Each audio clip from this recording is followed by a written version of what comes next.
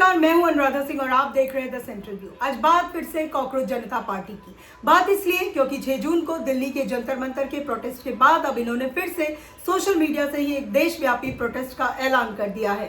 देश में paper leak और परीक्षा धांधलियों से नाराज युवाओं के गुस्से की लहर पर सवार होकर ये संगठन महज कुछ ही घंटों के भीतर सोशल मीडिया पर करोड़ों फॉलोअर्स जुटा लेता है। सोशल मीडिया की स्क्रीन पर लाखों व्यूज, हजारों लाइक्स और ट्रेंडिंग हैशटैग्स, लेकिन जब बात सड़क पर उतरने की आती है तो क्या वही ताकत दिखाई देती है? कल यानी कि 11 जून को महाराष्ट्र के पुणे में इन्होंने प्रोटेस्ट किया। तो इनके प्रोटेस्ट के बाद एक बार फिर से ये सवाल चर्चा के केंद्र में है कि आखिर किसी राजनीतिक संगठन की असली ताकत कहां मापी जाए, मोबाइल की स्क्रीन पर या फिर मैदान की धूल में? राजनीति के जानकार कहते हैं कि फॉलोअर्स और वोटर्स में उतना ही अंतर है जितना पोस्ट और पसीने में।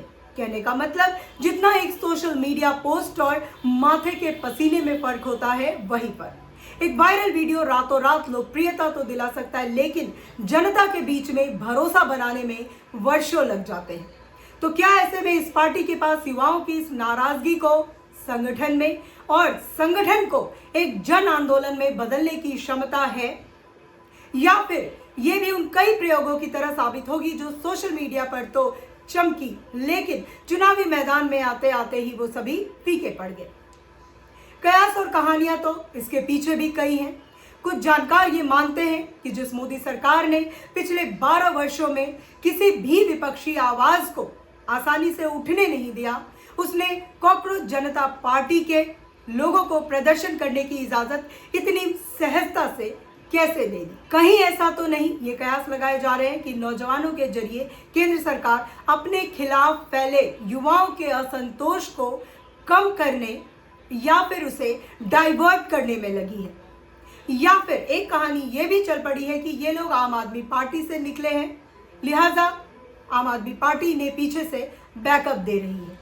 लेकिन आज मैं भारतीय जनता पार्टी, आम आदमी पार्टी, लेफ्ट या फिर किसी भी अन्य राजनीतिक दल के साथ इनके एसोसिएशन के बारे में कोई बात नहीं करने वाली। सवाल सिर्फ और सिर्फ कॉकरोच जनता पार्टी की अपनी नीयत पर है, क्योंकि सवाल मेरे देश के युवाओं के उस भरोसे का है जो इस वक्त सत्ता की नीतियों से बुरी तरह जख्मी, और इसी गुस्से की वजह से इस पार्टी का उदय हुआ था। लेकिन जो तस्वीरें निकलकर सामने आ रही हैं, उन्हें देखकर लगता है कि क्या ये कॉकरोच जनता पार्टी का आधिकारिक उदय से पहले ही अस्त होने का संकेत तो नहीं, क्योंकि एक के बाद एक इनका प्रदर्शन जमीन पर आते ही पूरी तरह फ्लॉप होता जा रहा है।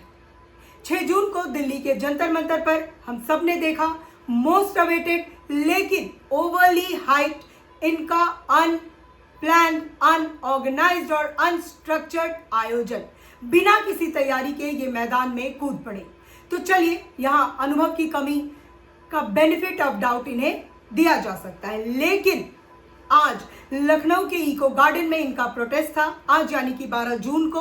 हालांकि वहां लेखपाल के री एग्जाम को लेकर स्टूडेंट्स भी प्रोटेस्ट कर रहे थे और कई टीचर्स को भी डिटेन किया गया, और उन्हीं में से कुछ स्टूडेंट्स का साफ साफ कहना था कि हमारा प्रोटेस्ट अलग है, हमारा कॉकरोच जनता पार्टी से कोई लेना देना नहीं है। हाँ, पुणे से जो विजुअल्स आए उसमें जरूर कुछ ठीक ठाक संख्या में लोग दिखे। अब ऐसे में बड़ा सवाल ये है कि ये कॉकरोच जनता पार्टी खुद इस आंदोलन को लेकर कितनी सीरियस और संवेदनशील है। इस वक्त देश के नौजवानों में परीक्षाओं को लेकर, पेपर लीक्स को लेकर जो भारी अनरेस्ट, असंतोष है, ऐसे माहौल में आप चीजों को इतना हल्के में लेना तो बिल्कुल भी अफोर्ड नहीं कर सकते। और दूसरा अहम सवाल ये कि जिस राजनीतिक पिच पर कॉकरोच जनता पार्टी खेलने की कोशिश कर रही है, उस पर तो कई वर्षों से कोई मैच हुआ ही नहीं। कहने का मतलब कि भारत की राजनीति में जो अब तक की राजनीति होती आई है पिछले कुछ दिनों में, उसमें सिर्फ धर्म और जात के नाम पर चुनाव लड़े जाते हैं। शिक्षा, बेरोजगारी तो सालों से मुद्दा कभी रहे ही नहीं चुनावों में। इसके साथ ही एक बड़ा और बहुत ही व्यवहारिक सवाल इनकी अपनी क्षमता पर भी है। क्या ये लोग मानसिक और शारीरिक रूप से उतने मजबूत, कठोर और संभल हैं जो धूप, लाठी और पुलिस की सख्ती को झेल सके।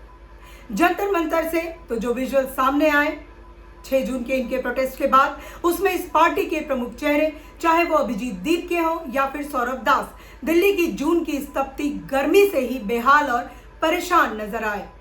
तो ऐसे में जो नेता चंद घंटों की धूप और गर्मी नहीं बर्दाश्त कर पा रहे, वो जमीन पर बरसों लंबा संघर्ष कैसे करेंगे। जेपी आंदोलन से लेकर अन्ना आंदोलन तक न स्क्रीन थी, न एल्गोरिदम थे, सिर्फ जमीन का कड़ा संघर्ष था, जहां नेता और कार्यकर्ता हर मौसम की मार झेलने के लिए वैचारिक रूप से फौलाद। क्या स्क्रीन के ये राजकुमार उस संघर्ष के लिए तैयार हैं? अब देखना बेहद दिलचस्प होगा, क्योंकि 20 जून को ये फिर से दिल्ली में प्रोटेस्ट करने वाले हैं, ऐसा इन्होंने आह्वान किया है सोशल मीडिया से। इस प्रदर्शन की जमीनी हकीकत क्या होगी, इस पर हमारी पैनी नजर बनी रहेगी। फिलहाल द सेंट्रल व्यू में आज बस इतना ही। नमस्कार।